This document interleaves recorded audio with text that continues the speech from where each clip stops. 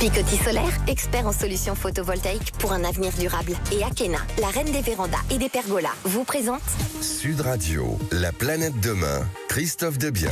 Bonjour et bienvenue sur Sud Radio pour un nouvel épisode de La planète demain, l'émission qui est dédiée à l'écologie positive et qui donne la parole aux acteurs du changement. Aujourd'hui, avec Bérangère Gazagne, responsable RSE Canon France, nous aborderons la politique environnementale qui a été mise en place au sein de son entreprise. Mais tout de suite, nous accueillons dans les studios de Sud Radio Erwan Sellerier, délégué aux affaires techniques, à l'environnement et à l'innovation de la Fédération nationale des transports routiers. Bonjour Erwan. Bonjour. Alors entrons directement dans le sujet de l'écologie positive. Pourquoi le transport routier est-il un enjeu majeur pour le climat selon vous ? Alors écoutez, aujourd'hui effectivement le transport, tout mode confondu, représente 34% du total des émissions nationales de gaz à effet de serre. Alors bien évidemment, ce sont des émissions dont la tendance est à la baisse. Pour autant, le pourcentage, lui, a tendance à augmenter. Pourquoi ? Parce qu'il y a d'autres secteurs qui, en parallèle, réalisent des économies substantielles qui sont plus importantes. Donc, c'est effectivement un enjeu important que de venir réduire ces émissions. On a vu effectivement que le transport routier en particulier représente, pour ce qui est du transport routier de marchandises, 21,7% des émissions du secteur des transports et 7,3% du total des émissions nationales. Alors c'est un pourcentage qui peut paraître élevé, mais en même temps, il est relativement faible si on le met en parallèle avec la part modale, c'est-à-dire qu'aujourd'hui, vous avez 89,3% des marchandises qui sont transportées par la route.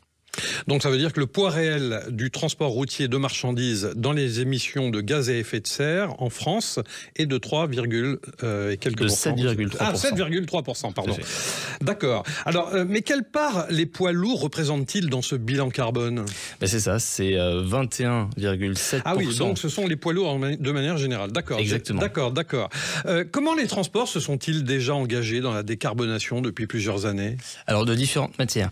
D'abord, on a des chefs d'entreprise qui sont engagés dans des programmes d'accompagnement étatique qu'on appelle des programmes de certificat d'économie d'énergie. Alors le plus connu de tous, c'est certainement le programme EVE pour engagement volontaire en faveur de l'environnement. Globalement, c'est un programme où il y a 4000 entreprises engagées et qui permet l'économie de 3 millions de tonnes d'équivalent CO2 chaque année. Ensuite, il y a un autre programme qui s'appelle Remove pour report modal et verdissement des flottes de transport massifié et dont l'objectif c'est d'accroître le report modal de la route vers des modes de transport massifié. L'engagement il se fait également à travers l'éco-conduite qui fait partie aujourd'hui et depuis longtemps des formations initiales et continues des conducteurs routiers et depuis les années 2000, l'éco-conduite a permis de réduire considérablement les consommations de véhicules de 16,5%. Le dernier aspect, c'est à travers les renouvellements de flottes de véhicules, notamment par des véhicules à énergie alternative. On voit que la part de ces énergies est croissante et c'est une bonne chose. Aujourd'hui, vous avez à peu près 1700 véhicules camions électriques dans le parc. Il y en a à peu près 5300 qui fonctionnent avec des biodiesels, 13 300 avec du gaz et l'hydrogène est un peu plus à la marge avec 16 véhicules. Mais voilà, les parts de marché ont tendance progressivement à augmenter. Est-ce qu'on peut parler de verdissement du parc automobile, de votre parc automobile ? Oui, tout à fait.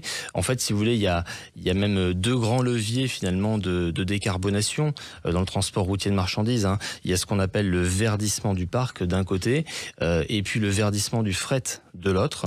Ce sont deux leviers à l'évidence qui sont complémentaires et sur lesquels il faut travailler parce que à horizon 2040, ces deux leviers sont à peu près d'égale importance en matière de réduction d'émissions. Alors chacune de ces solutions alternatives au gasoil fossile présente bien sûr des avantages et des limites. Pensez-vous qu'elles sont complémentaires ? Alors, évidemment, oui. Aujourd'hui, vous avez 4 grandes solutions pour décarboner le transport routier de marchandises. L'électrique à batterie, l'hydrogène pile à combustible, le gaz, donc, et notamment le bio-GNV, et puis les carburants liquides bas carbone, donc notamment de type B100 ou HVO. Toutes ces solutions, elles sont effectivement, elles sont complémentaires. En tout cas, elles présentent des avantages, elles présentent des inconvénients, comme vous l'avez dit. Elles ont à l'évidence pas le même niveau de maturité, mais elles sont complémentaires et c'est la raison pour laquelle il ne faut pas les opposer les unes aux autres. Il faut absolument raisonner en termes de mix énergétique où chaque énergie a sa pertinence en fonction des usages et des besoins du transporteur. Et selon vous, quelle solution vous semble être privilégiée par les pouvoirs publics, tant au niveau national qu'européen ? Alors, à l'évidence, aujourd'hui, on a effectivement, au niveau européen et au niveau français, j'allais dire, une tendance à aller vers le tout électrique. La problématique du tout électrique, c'est qu'il y a encore aujourd'hui un certain nombre de freins opérationnels. D'abord, sur l'adéquation de l'offre, si vous voulez, avec les besoins. On a aujourd'hui des véhicules qui ont des autonomies qui sont relativement faibles, 5 à 600 km, et donc qui ne permettent pas de répondre à l'ensemble des usages des transporteurs. Ça, c'est le premier frein. Ensuite, on a un maillage du territoire en infrastructure de recharge qui est insuffisant. Vous avez aujourd'hui en France à peu près une quarantaine de stations d'avitaillement, pour vous donner un ordre d'idée. Le troisième point, c'est le coût. Aujourd'hui, un camion, ça coûte à peu près 100 000 euros, un camion diesel. Un camion électrique, c'est 2,5 à 3 fois plus cher. Et toute la difficulté pour l'entreprise, ça va être de pouvoir acheter effectivement donc ce véhicule, tout en sachant que les entreprises de transport, on est dans un écosystème qui est composé à plus de 80% de TPE et de PME. Elles ont des capacités de financement et d'investissement qui sont limitées, et donc bien souvent elles peuvent pas venir supporter un doublement ou un triplement de la charge d'investissement. Donc ça veut dire que pour les poids lourds, cette technologie représente des avantages mais aussi des limites. Exactement, c'est des avantages parce que à l'émission en termes de gaz à effet de serre, elle permet de réduire en totalité les émissions à l'échappement du véhicule. Alors là, on ne parle pas effectivement en analyse de cycle de vie, mais de ce point de vue-là, c'est très vertueux. C'est vertueux également sur l'aspect polluant atmosphérique, mais effectivement, il subsiste encore un certain nombre de freins opérationnels et économiques qu'il va falloir lever pour pouvoir la déployer à plus grande échelle. Et qu'est-ce que vous entendez par des freins sur le plan opérationnel ? Les freins sur le plan opérationnel, c'est ce que j'ai énuméré, c'est-à-dire la problématique finalement de l'adéquation de l'offre avec le besoin, parce qu'on a des autonomies qui sont limitées, la problématique du maillage du territoire en infrastructure de recharge, auquel on peut rajouter d'ailleurs les problématiques de temps de recharge des véhicules, parce qu'il faut que les temps de recharge soient compatibles avec toutes les réglementations qui sont afférentes au temps de repos et de conduite des conducteurs.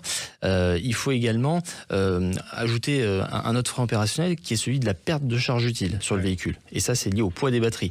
Donc tout ça vient compliquer l'intégration de ces véhicules dans des tournées logistiques et bien évidemment la problématique du coût qui, elle, est très importante. Et on voit aujourd'hui sur ce dernier aspect, quand on regarde finalement l'ensemble des solutions disponibles en termes de financement, qu'il n'y en a aucune qui permet de répondre adéquatement à la problématique du taux d'endettement du transporteur.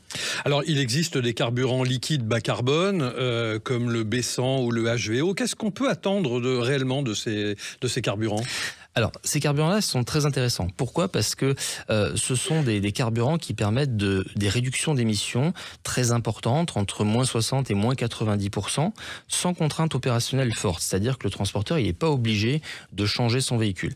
La problématique de ces biocarburants, c'est que la quantité qui pourrait être réellement disponible et allouée pour venir décarboner la mobilité lourde aujourd'hui, elle est assez incertaine, et le risque c'est qu'il y ait des conflits d'usage avec d'autres secteurs comme l'aérien ou le maritime qui ne disposent pas forcément d'autres alternatives pour pouvoir se décarboner. Et donc il pourrait y avoir effectivement un fléchage prioritaire de ces carburants liquides bas carbone vers ces secteurs, encore une fois parce que ils n'ont pas d'autre solution, tandis que nous dans le transport routier effectivement on a en plus l'électrique ou l'hydrogène à plus long terme. Et le biogaz, enfin le bio-GNV comme on l'appelle, permet-il aux transporteurs de réduire efficacement leur empreinte carbone, notamment sans bouleverser leur modèle économique ? Complètement. Le bio-GNV, c'est une solution qui présente de nombreux avantages. D'abord, c'est une solution qui est mature et accessible.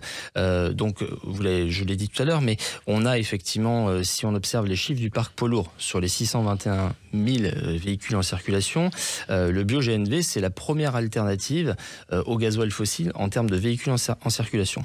Ensuite, contrairement à d'autres filières qui sont encore en cours de développement, vous avez effectivement ici un carburant qui est disponible avec une infrastructure existante. C'est important, et une filière qui est bien structurée. Vous avez un peu plus de 400 points d'avitaillement qui sont publics, qui sont en service et qui sont accessibles aux poids lourds. Ok, merci. Merci beaucoup, cher Erwan Sellerier, délégué aux affaires techniques, à l'environnement et à l'innovation de la Fédération nationale des transports routiers. On se retrouve dans un court instant sur Sud Radio avec nos deux invités et Thibault, le French Trotter, pour parler d'une nouvelle technologie permettant d'étudier les océans. À tout de suite sur Sud Radio. Picoty Solaire, expert en solutions photovoltaïques pour un avenir durable. Et Akena, la reine des vérandas et des pergolas, vous présente Sud Radio, la planète demain, Christophe Debien. Nous sommes de retour dans les studios de Sud Radio, la planète demain, en compagnie de nos deux invités, Erwan Sellerier, délégué aux affaires techniques, à l'environnement et à l'innovation de la Fédération nationale des transports routiers, et Bérangère Gazagne, responsable RSE du groupe Canon France, et bien sûr, de Thibault, le French Trotter, qui aujourd'hui nous emmène en Bretagne afin de nous faire découvrir un super calculateur de l'Ifremer pour étudier et mieux comprendre les océans. Bonjour Thibault. Bonjour Christophe. Et oui, j'étais plus précisément à Plouzané, sur la rive nord de la rade de Brest, pour assister à un événement important, l'inauguration donc de ce tout nouveau supercalculateur dédié aux données marines, avec une puissance et une capacité de stockage complètement inédites. Alors ce centre de calcul, baptisé Datarmor, est donc hébergé par l'Ifremer. Il est 5 fois plus puissant que le précédent et il va permettre d'alimenter un double numérique de l'océan, un outil essentiel pour mieux comprendre les mers et anticiper les effets du changement climatique. Mais avant d'en parler plus en détail, j'ai demandé à Philippe Moal, directeur du centre Ifremer Bretagne, de nous rappeler la mission de ce grand laboratoire, sans doute le plus grand au monde consacré aux études océanographiques.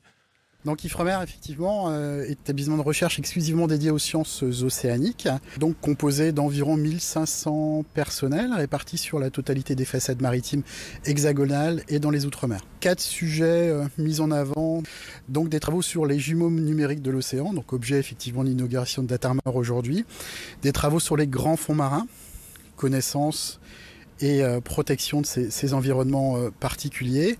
Des travaux très très importants sur l'océan et sur sa santé, donc santé des océans, mais également l'impact sur la santé humaine.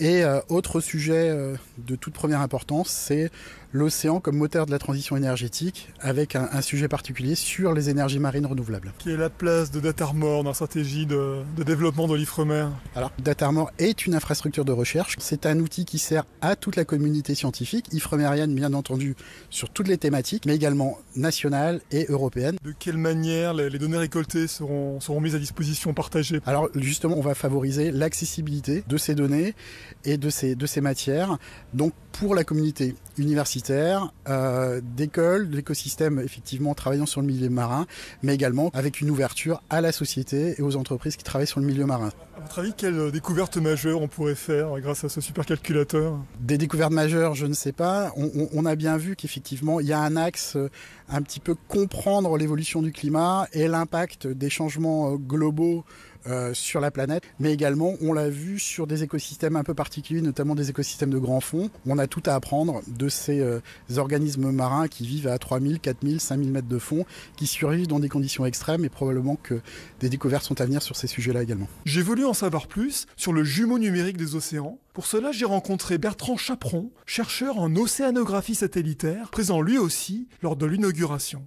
Ce jumeau numérique, c'est une hybridation entre l'ensemble des observations, qu'elles puissent être économiques, in vivo, in silico, quand je parle de numérique, et de pouvoir réaliser des répliques de l'océan pour pouvoir mieux prédire, mieux scénariser, poser des questions. Qu'est-ce que ferait sous l'influence d'un changement brutal telle espèce, telle écologie? Voilà, tous ces équilibres, c'est pour pouvoir répondre à ces questions qu'on met en place ces jumeaux numériques. Ça part aussi d'un constat, c'est la récurrence de phénomènes climatiques extrêmes. C'est à la fois la récurrence, mais également notre manque de recul pour comprendre toutes les causes qui vont créer tous ces effets. Et mieux comprendre finalement l'enchaînement de ces causes pour mieux prédire l'intensité, l'évolution des événements extrêmes, ça c'est très important. Le lien entre l'océan et l'atmosphère reste encore une science à développer. Pour terminer, Antoine Carlier, chercheur sur le site de Plouzané, me donne un exemple concret d'utilisation de Datarmor. Nous, on utilise ce calculateur pour nous aider en fait à recenser la vie marine, pour dresser des inventaires vraiment les plus exhaustifs qui soient. Et ce que j'ai montré tout à l'heure, c'est qu'on essaie de s'appuyer sur des sites qu'on connaît bien par des approches classiques, pour essayer de calibrer en fait cette nouvelle méthode qu'on pourra ensuite appliquer beaucoup plus loin de nos côtes, sur des sites qui sont complètement inaccessibles. En fait. Cette nouvelle approche de recensement de la diversité nous permet de nous fournir des listings d'espèces décuplés, parce que tout ce qu'on ne voit pas à l'œil nu, on peut le détecter par cette approche. À la suite de ce reportage, on comprend mieux pourquoi il est essentiel de donner à la recherche scientifique les moyens de mieux connaître notre planète. Merci Thibault, on vous retrouve dimanche prochain pour de nouvelles aventures écologiques avec la suite de votre reportage. Bonjour Bérangère Gazagne, comme je le disais en début d'émission, vous êtes responsable RSE du groupe Canon France, que l'on ne présente plus. Pour comprendre votre engagement, quelle est la stratégie d'action climatique du groupe Canon et notamment ses objectifs à horizon 2030 et 2050. Bonjour Christophe, merci de me recevoir. Alors la stratégie du groupe Canon, elle part tout simplement de la vision de l'entreprise. La philosophie de l'entreprise, c'est ce qui s'appelle le Kyosei. En japonais, cela signifie vivre et travailler ensemble pour le bien commun. Concrètement, cela veut dire que Canon est une entreprise qui produit et distribue des différentes gammes de produits dans le monde de l'image. Mais c'est une entreprise qui se veut citoyenne et qui prend ses responsabilités. Donc cela veut dire que notre approche développement durable, elle va couvrir les 3 piliers du développement durable tels qu'on les connaît, à savoir la réduction de notre impact environnemental, c'est essentiel, c'est la base, mais également avoir un impact positif et citoyen dans les communautés où nous opérons, dans la société. Et pour le volet économique, on parlera bien sûr de produits conformes et le respect de l'éthique du commerce. Est-ce qu'on peut parler de fabrication responsable dans les sites de production Canon et si oui, pour quelles raisons ? Alors oui, Canon s'est engagé de longue date dans une vraie approche développement durable au sein de ses sites de production. Les sites de production sont dans leur immense majorité certifiés ISO 14001. Alors ça donne un cadre. L'ISO 14001 étant un engagement volontaire, une norme internationale reconnue. Mais concrètement, qu'est-ce que ça veut dire ? Ça veut dire que nous allons agir à la fois sur les process des process de production pour réduire le recours aux ressources naturelles le plus possible. Je vais vous donner un exemple. Lorsque nous avons fait le renouvellement d'une gamme de matériel de multifonction de bureau, la gamme C3700, nous sommes passés à la nouvelle génération, la gamme C3800, et en faisant cette bascule-là d'une génération à l'autre, nous avons abaissé le poids de la machine de 20 kg. Donc c'est 20 kg de ressources qu'on n'a pas utilisées, tout simplement. Et si on évoquait la gestion de l'eau au cœur de votre production, qu'est-ce que vous auriez à dire à ce sujet ? Alors la gestion de l'eau, c'est un enjeu majeur au sein de toute production industrielle, puisque bien sûr nous utilisons l'eau qui est une ressource partagée. Ça veut dire que concrètement, il faut prélever ce qui est nécessaire sans en priver les communautés alentours. Donc pour cela, il faut d'abord identifier, réaliser une cartographie des risques associés à l'eau là où nous avons des sites de production. C'est ce que nous faisons. Nous avons une méthode qui s'appelle la méthode aqueduct qui nous permet d'identifier ces risques-là. Nous faisons également une démarche de se fixer un objectif. Alors l'objectif annuel, c'est de réduire par unité de production la ressource en eau de 1%. Alors ça paraît peu, mais c'est déjà un gros effort au niveau industriel. Aux dernières nouvelles, nous en étions à moins 0,6%. On n'est pas encore à l'objectif, cependant nous sommes dans la bonne direction et nous réalisons des progrès régulièrement. Alors, j'ai cru comprendre en plus que Canon avait engagé des actions en faveur de la biodiversité. Est-ce que vous auriez un exemple d'une action récente ? Absolument. Alors, il y a différentes actions dans tous les pays du monde, y compris en France. Je vais vous donner un petit exemple rapide. Nous avons 2 sites qui sont certifiés Refuge LPO en France, en Bretagne. Et au-delà de cela, au niveau européen, nous nous sommes engagés dans un partenariat avec un laboratoire anglais qui s'appelle le Coral Spawning International, qui œuvre en faveur de la préservation des coraux. Alors que fait ce laboratoire ? Ce laboratoire étudie les cycles de reproduction du corail pour mieux les comprendre, parce qu'il y a encore beaucoup de choses à découvrir dans ce domaine-là, et pour permettre la régénération des récifs coralliens par la recherche, en partageant des informations en open source, donc accessibles à tous les autres laboratoires qui le souhaitent et toutes les associations qui œuvrent sur place pour la restauration des coraux. Canon s'engage par la technologie, puisque c'est ce que nous savons faire de mieux. Nous leur fournissons des matériels qui vont permettre vraiment de capter, de documenter les processus clés dans la reproduction du corail, pour que sur le terrain, des coraux plus résilients puissent être réintroduits pour restaurer les récifs coralliens, notamment par exemple aux Seychelles, puisque l'autre volet du partenariat, le volet concret, c'est avec l'association Nature Seychelles, qui œuvre donc aux Seychelles, dans l'océan Indien, notamment aux alentours de l'île Cousin, pour restaurer les récifs coralliens au niveau local. Et la culture d'entreprise Canon, est-ce qu'elle est un moteur pour l'engagement durable ? Absolument. Le QOC, donc je vous en parlais tout à l'heure, c'est vraiment le fondement de la façon d'agir de Canon dans toutes ses activités. Ça influe évidemment sur l'aspect développement durable de nos activités. Ça veut dire qu'on va essayer de créer une valeur positive dans la société et auprès des communautés auprès desquelles nous opérons. Ça va générer ce type de partenariat comme nous en parlions à l'instant, mais ça va aussi générer un engagement très fort au niveau action climatique, puisque la stratégie climatique de Canon, elle est de s'engager à abaisser de 50% les émissions CO2 par unité produite d'ici 2030 par rapport à l'année de référence qui est 2008. Alors on est en chemin, on est en bon chemin, on est vraiment en ligne avec cet objectif-là, puisque à fin 2024, nous étions à moins 44,6%. Donc la trajectoire est positive. Ça ne veut pas dire qu'il faut relâcher ses efforts. Bien au contraire, les efforts et l'amélioration continue font partie vraiment de la culture intégrante de Canon. En quelques mots, vraiment en quelques mots rapidement, qu'est-ce que vous entendez par écologie positive ? Vous avez parlé de positivité assez souvent. Oui. C'est quoi pour vous l'écologie positive ? Alors pour nous, l'écologie positive, c'est vraiment d'apporter des solutions concrètes, d'accompagner nos clients, d'accompagner nos parties prenantes en proposant tout simplement des solutions concrètes, pragmatiques, qui vont permettre d'aider chacun à avancer dans la bonne direction, tous ensemble. Merci infiniment, chère Bérangère Gazagne, responsable RSE du groupe Canon France. On se retrouve sur Sud Radio dimanche prochain à 12h30 pour un nouvel épisode. La planète demain, c'est également un magazine papier trimestriel que vous pouvez découvrir en kiosque. En attendant, retrouvez tous mes podcasts sur la chaîne YouTube de Sud Radio et sur la nouvelle plateforme TV Digital, laplanètedemain.plus. Merci, à dimanche. Akena, expert en carport et pergola solaire pour des économies et un avenir durable. Et Picoty Solaire pour que l'avenir s'éclaire avec des choix durables. Vous ont présenté Sud Radio, la planète demain, Christophe Debien.